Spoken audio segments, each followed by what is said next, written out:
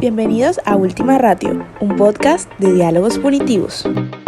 Muy buenos días, tardes, noches a todos y a todas. Tenemos a una invitada muy especial, Yamila Fakhouri, abogada, penalista, experta, amante de los animales. Entonces, pero pues, ¿quién soy yo para presentarte, Yamila? Yo quisiera saber quién es Yamila Fakhouri. Pues Yamila Fakhouri es una persona, como bien has dicho, polifacética, que se dedicó inicialmente a la Universidad del Derecho Penal y que gracias a un evento de esos casuales de la vida, que son los que le distan a uno el camino cuando menos se lo espera, pues se convirtió en una portavoz de los animales. Y ese evento fue cuando encontré una perra callejera atropellada y partida en 7 en una bomba de gasolina en Colombia. Apenas llegué al país. Entonces la convivencia con esta perra me abrió los ojos hacia otra realidad.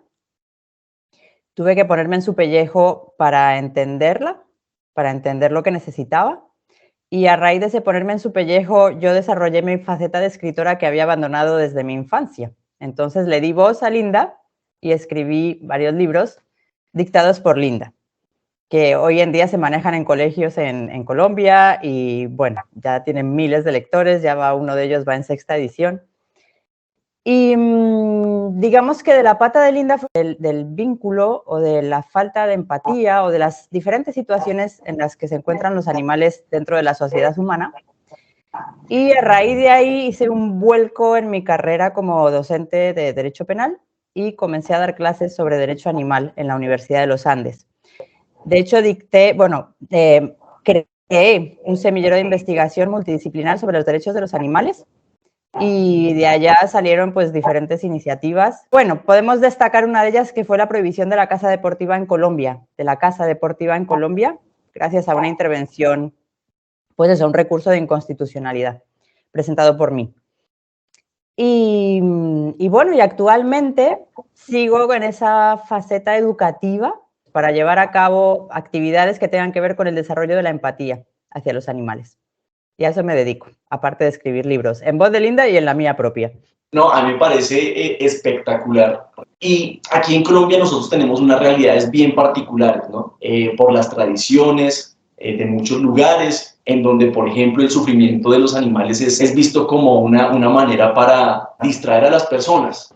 Tú también lo has mencionado, por ejemplo, la caza deportiva. ¿Tú qué piensas frente a ese choque que existe entre la protección de las libertades individuales y la protección de los derechos de los animales? Y cómo es posible resolver esta controversia, ¿no? Por ejemplo, aquí en Colombia hablamos mucho de taurinos y antitaurinos. ¿Tú qué piensas? Empiezo por lo pequeño. El debate de taurino-antitaurino refleja esas pulsiones que existen en el seno de la sociedad y precisamente entre esas libertades individuales de las personas y los bienes jurídicos como son vida, integridad, bienestar de los animales que comienzan a pujar como un bien jurídico en nuestra sociedad digno de protección.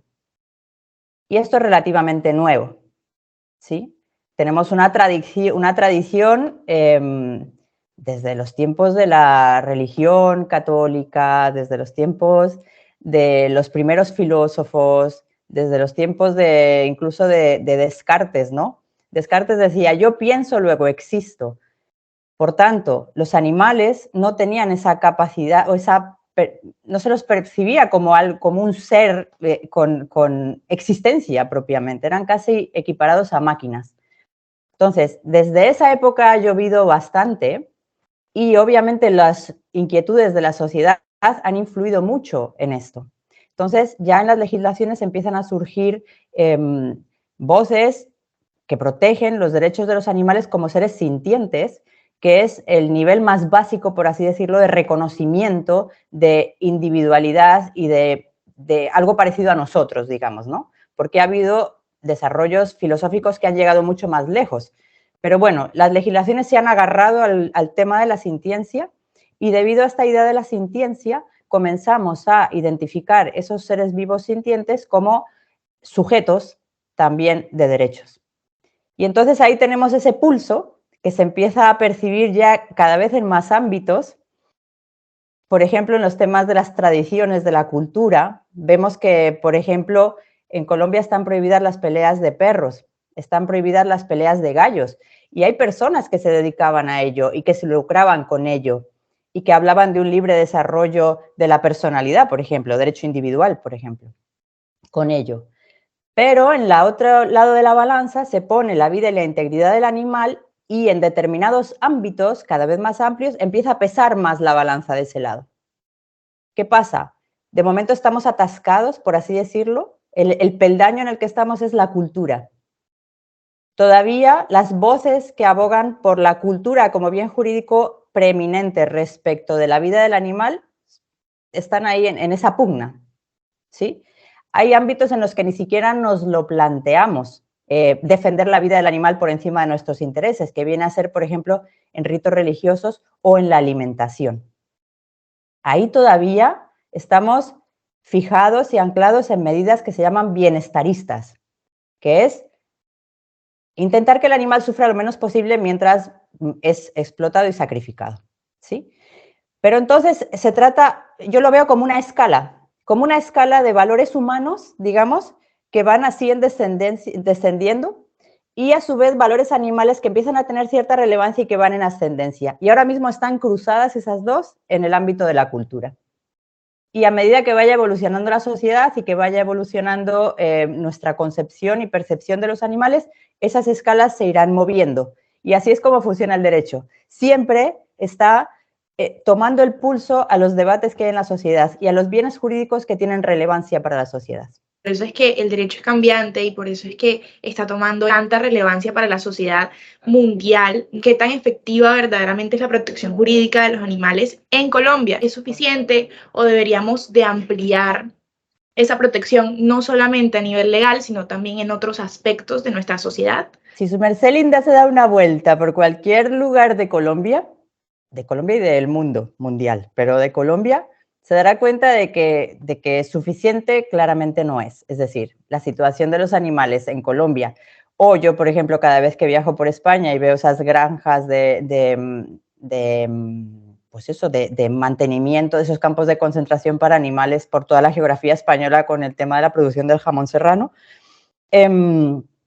claramente hay mucho en lo que avanzar, o vemos las noticias en la televisión, o sea, hay mucho en lo que avanzar. ¿Qué pasa? Que corremos el riesgo de caer en el mismo error, en mi opinión, que tenemos en relación con la protección del delito en general o de intentar resolver situaciones sociales a partir del punitivismo. Y por eso digo, Ultima Ratio me parece un nombre muy pertinente para cualquier asunto relacionado con el derecho penal, porque yo soy una firme defensora de ese principio, de que el derecho penal y la punición es la última estrategia. Y, como tal, resuelve algunos casos, si es que los resuelve, porque yo creo que ni siquiera llega a eso, lo que hace es como congelarlos, ¿sí? No creo que la cárcel, no creo que la punición tenga un efecto educativo, que es lo que en últimas necesitamos para llegar a un cambio sustancial. Entonces, resolvemos las situaciones, como por ejemplo, en los albergues de animales, resolvemos una situación acuciante en un momento dado, pero no puede ser ese el único abordaje de una problemática sobre una fauna callejera, porque eso es un tema que se realimenta. Si hoy metemos a un maltratador en la cárcel, mañana habrá otros 5. O sea, no resolvemos el asunto de base con esas medidas. Otra cosa es que las necesitemos por diferentes razones, para abordar ese caso concreto o para tranquilizar a una sociedad mandando el mensaje de nos estamos ocupando, ¿sí? Que creo que tiene mucho que ver esta ola, digamos, punitiva con este asunto. Nos estamos ocupando, los animales nos importan. ¿Qué pasa? Desde mi punto de vista, y yo fui profesora de Derecho Penal 21 años, el derecho penal y la punición tienen eso, una validez muy limitada. Lo que importa es la educación. Lo que importa es que cada vez los ciudadanos que vayan saliendo de los colegios, por eso estoy tan feliz de que los libros de Linda se lean, se manejen en colegios, porque eso es un abordaje, o sea, que un niño de 7, 8, 9, 15 años pueda leer como lectura escolar una historia contada por una perra callejera colombiana, que cuenta cómo volvió a caminar, que cuenta cómo empezó a viajar, que describe cómo recorre su país y cuenta toda la realidad a través de su hocico y de sus orejas y de sus sentidos, eso es la mejor herramienta para que ese niño se ponga en las patas de ese perro y conozca esa realidad de primera mano. En mi caso, considero que la educación es base y luego podemos tener medidas, como digo, de tener refugios. Hay un tema con la ley que es, en casos de maltrato se dice, listo, se retira el animal al sujeto que lo tiene, ¿sí? Claro, si no tenemos dónde dejar al animal, esto está muy complicado. Y esa es, digamos, la parte más difícil que yo veo de las leyes de protección animal en Colombia y en cualquier lugar. Ahora en España se va a dictar o se va a aprobar una ley de bienestar y protección animal y es lo mismo, se retira el perro, por ejemplo, maltratado o el perro amarrado a la cadena. ¿Ya? ¿Y qué hago con ese animal? ¿Sí? Entonces ahí, digamos, la aplicación práctica de la propia ley incurre en dificultades. Pero más allá de eso, incluso salvando esas dificultades, el retirar animales no resuelve la problemática porque ese señor se consigue otro perro al día siguiente, o sea, no es, entonces es un trabajo en diferentes frentes. Y creo que el frente fundamental que debe estar de base en cualquier política pública estatal, en Colombia y en cualquier parte del mundo, pasa por la educación. Aquí en Colombia nosotros considero que tenemos como una percepción y es que muchas de las situaciones que ocurren en Colombia y por las cuales recurrimos al derecho penal, sea válida o inválidamente, es precisamente por esa falta de educación, ¿no? Y al final la vida es un proceso de aprendizaje. Yo consumo carne de res, consumo carne de pollo, consumo pescado. Yo me veo ante la pregunta de si realmente para ser un animalista, una persona que realmente protege el derecho de los animales, tengo que ser vegano o vegetariano. ¿Tú qué piensas con relación a eso? La educación, ¿sí? La educación. Podemos limitar la educación a decir, bueno, hay que decirle al nené que no hay que pegarle al perrito. Pero en realidad la educación, desde mi perspectiva, va orientada a abrir a la sociedad las puertas de ese universo animal y desde ahí que cada uno actúe en consecuencia. En la medida en que pueda, quiera, en la medida en que le nazca, ¿sí? Entonces, la educación la concibo como un movimiento de amplitud y de decir, miren, los animales en nuestra sociedad están sujetos a esta experiencia, a esta otra experiencia, a otra esta experiencia. Es decir, va mucho más allá del tema de los problemas de los perros de la calle y de las granjas de las que hemos hablado. Hay muchísimas situaciones en las que los animales se ven involucrados. Entonces, animalista, primero, ¿qué es animalista? ¿Qué es ser animalista?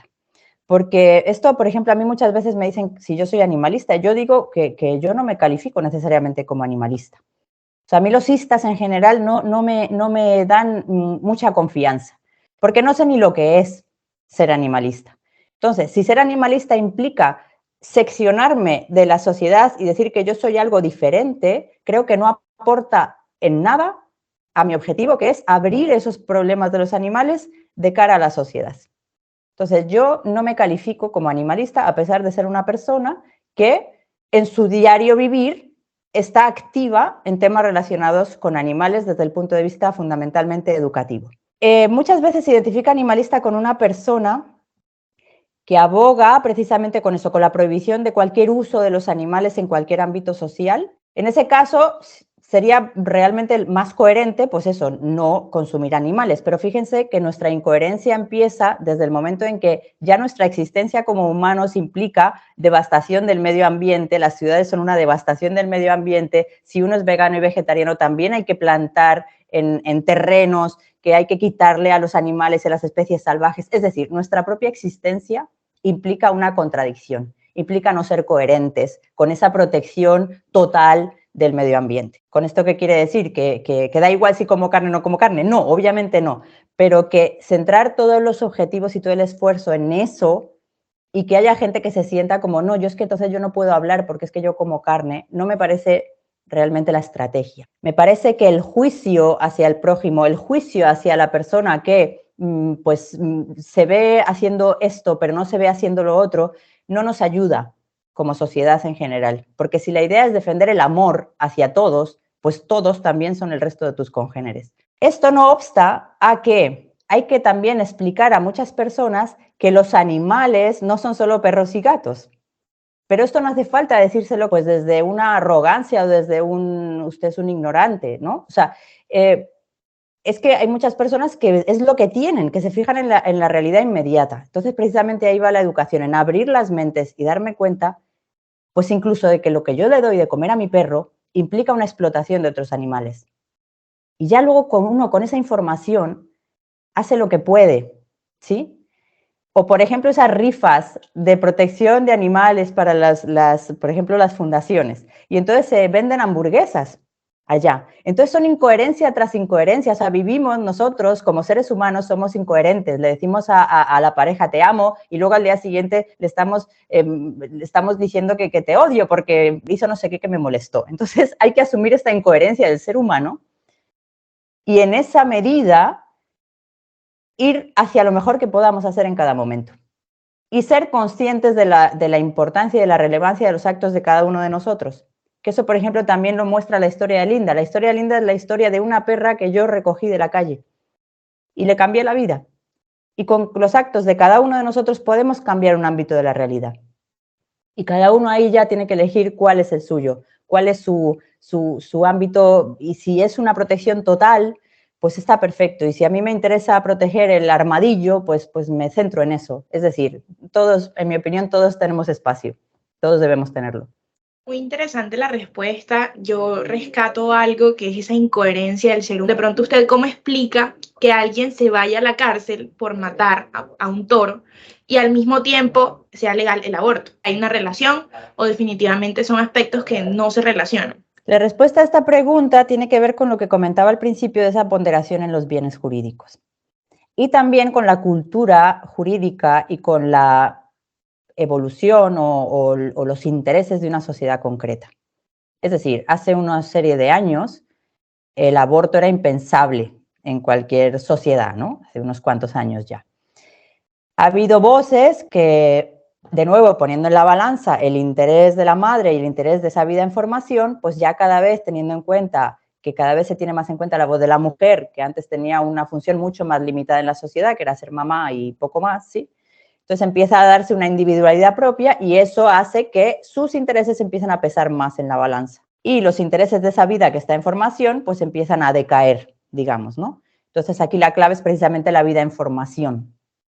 Es decir, no es una vida ya, pues eso, que se está desarrollando plenamente fuera del seno materno, ¿no? Que es cuando el ser humano empieza a tener derechos ya incluso a nivel civil, etcétera.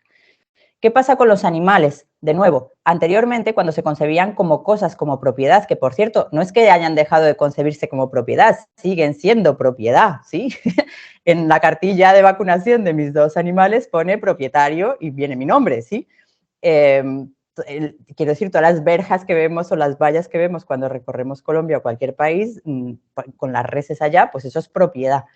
Entonces, es un estatus, el de los animales, que es un poco esquizofrénico en últimas, porque por un lado son objetos para el derecho, pero por otro lado son seres sintientes y entonces estamos allá haciendo malabares para armonizar esas situaciones que casi se acaban armonizando a nivel casi individual respecto de cada vínculo humano-animal que se produce en una situación concreta. ¿Sí? Entonces vamos decidiendo en cada caso concreto precisamente en esa ponderación de intereses jurídicos. ¿Qué pasa? Que el bien jurídico, vida e integridad animal empieza a subir y empezamos a cuestionarnos el especismo sobre el que hemos basado nuestra relación con los animales desde el principio de los tiempos. El especismo implica la idea de que hay una especie, que es la nuestra, que es superior a las demás. Y como digo, esto tiene su anclaje en esa idea de que como no piensan, o como decían los católicos, digamos, como no tienen alma, pues son inferiores a nosotros. Pero fíjense que esto ha pasado históricamente con los negros, con los judíos, con las mujeres, ¿sí? Acá ya esa frontera está resuelta porque somos de la misma especie.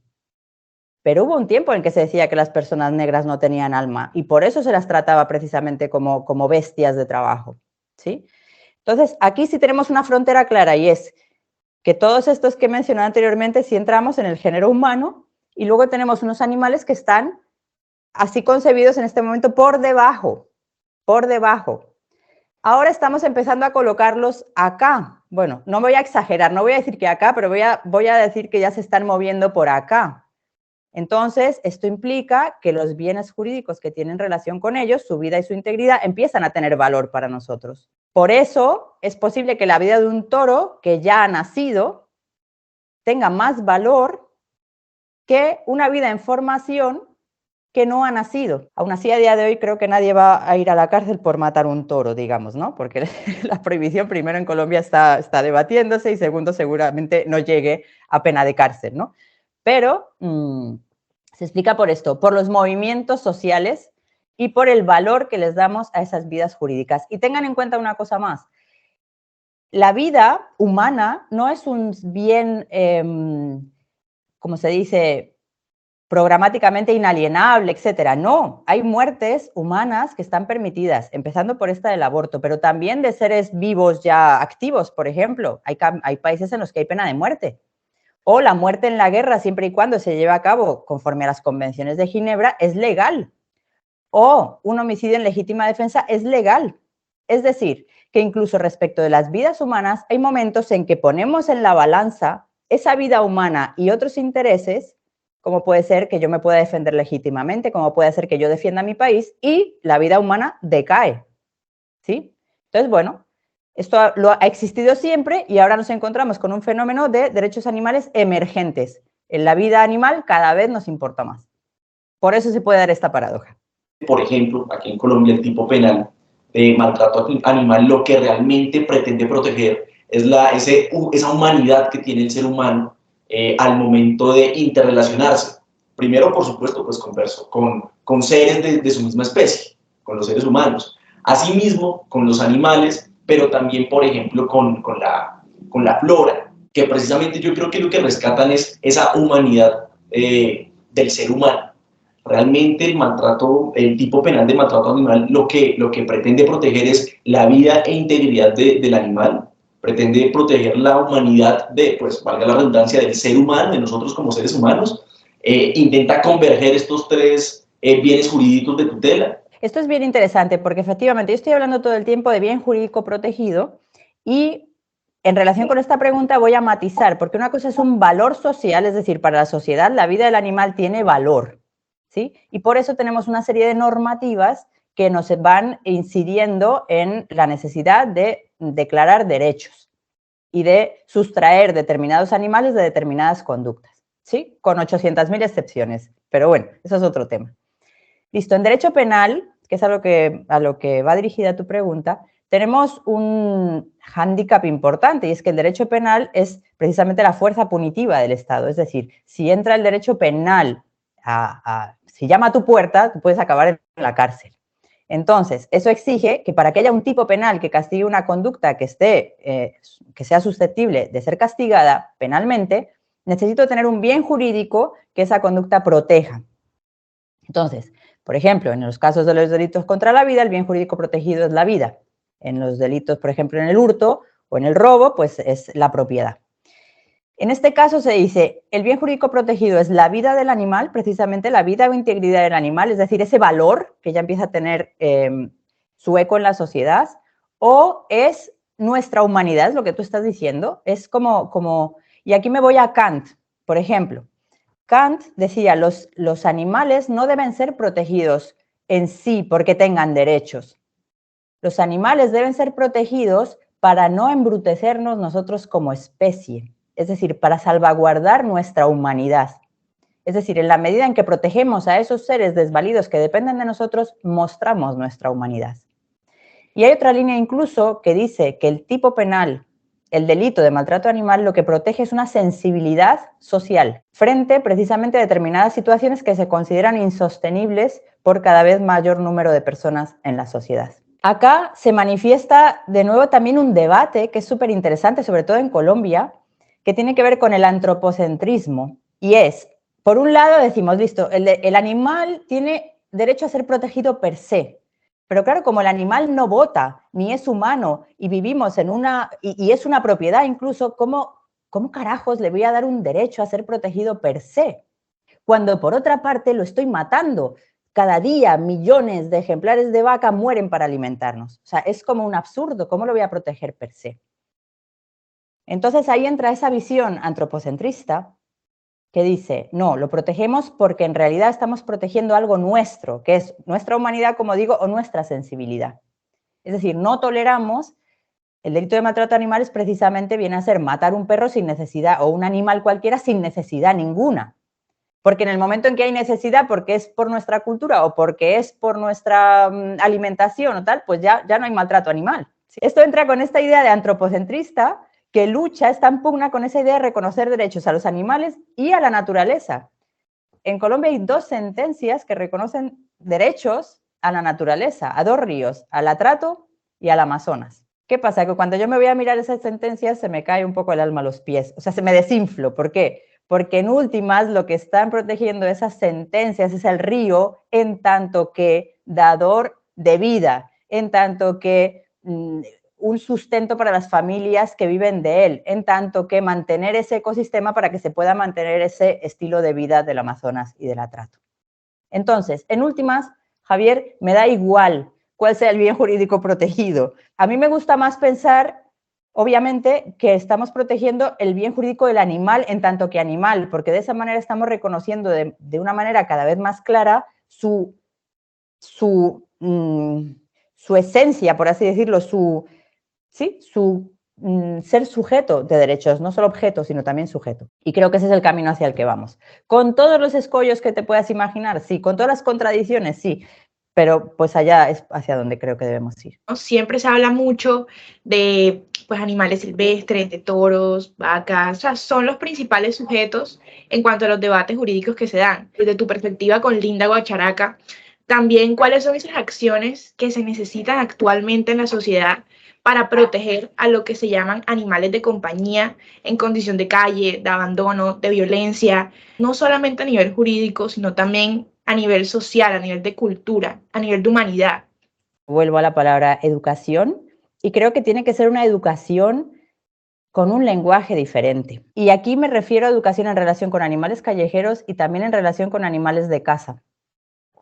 No solo los animales callejeros sufren, hay muchísimos animales de casa que sufren. ¿Por qué? Porque no están pudiendo ser perros.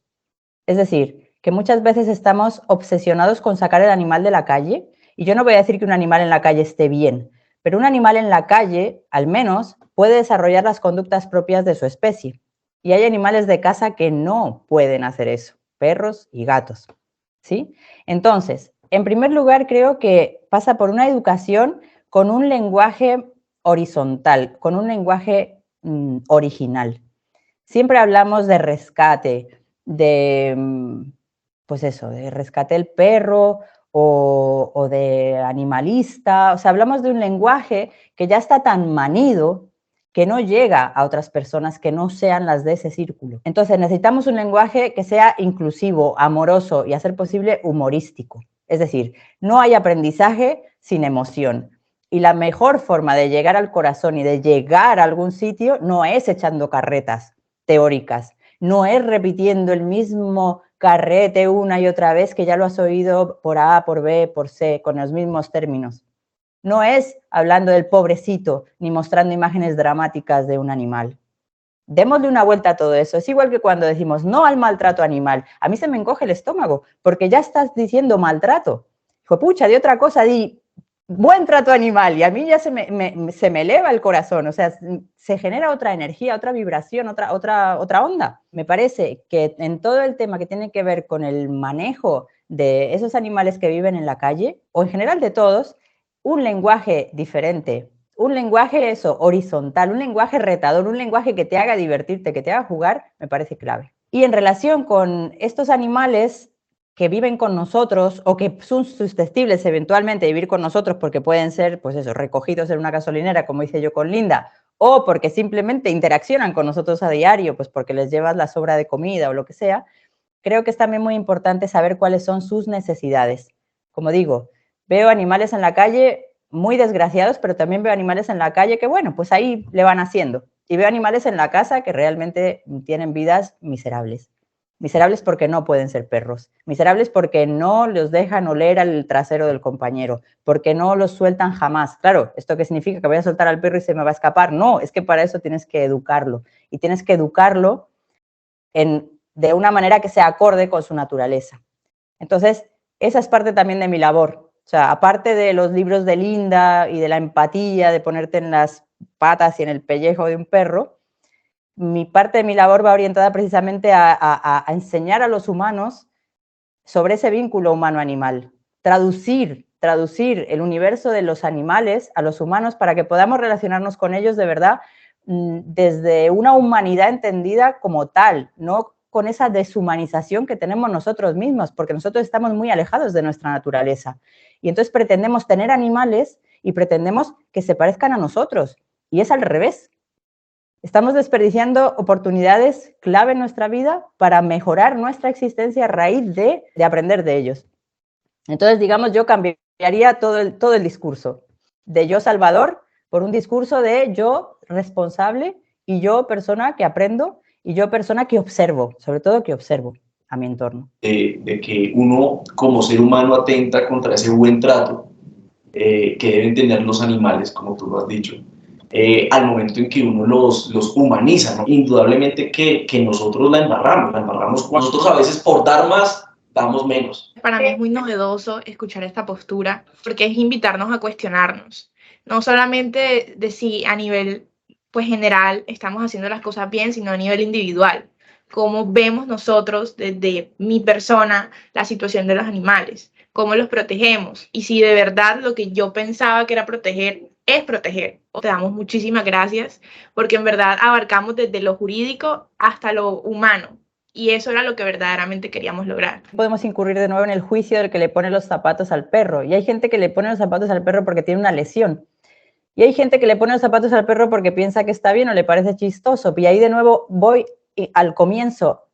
La función nuestra debe ser abrir la mente y que la persona no sienta ese juicio, sino que de repente se plantee, uy, ¿esto de verdad le sirve al perro?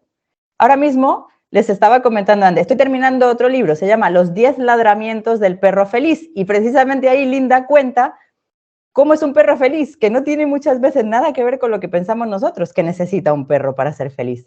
Entonces, y es de nuevo una invitación a reflexionar desde el humor, pues porque el libro está ladrado por Linda, desde este lenguaje que digo, que habla de diferentes personalidades y explica un poco el universo canino desde ese lugar en el que podemos aprender a la vez que nos divertimos y es lo que nos hace falta como sociedad. Apertura, diversión y una mayor capacidad de observación y de tolerancia.